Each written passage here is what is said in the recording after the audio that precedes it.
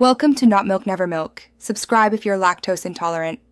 In this video, I will explain how to fix your PlayStation 5 cutting off. First, let's cover some essential initial checks. Make sure your console has plenty of room to breathe, with at least 4 inches of clear space around it to prevent overheating. Double-check that all power cables are firmly plugged in, both to the console and the wall.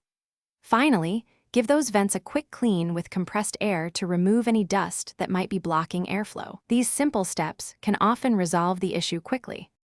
Next, let's dive into software solutions. Keeping your PlayStation 5 system software up to date is crucial for stability and performance. Navigate to the Settings menu and check for any available updates. If the problem persists, try rebuilding the database in safe mode.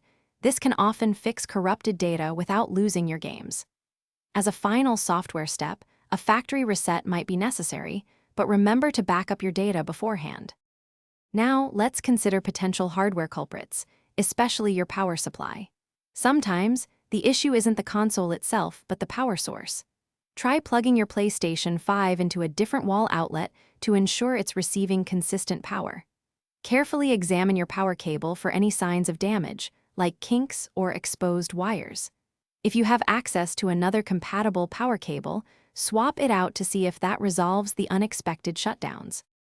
Finally, let's talk about overheating and when to seek professional help. Overheating is a common reason for consoles to shut down unexpectedly. Make sure your PlayStation 5 is in a cool, open space, not tucked away in a cabinet. If you've tried all these steps and your console is still cutting off, it's time to reach out to PlayStation support. They can provide advanced diagnostics and guide you through potential repair or replacement options. Thanks for watching. If this was helpful, leave a like and consider subscribing. See you next time.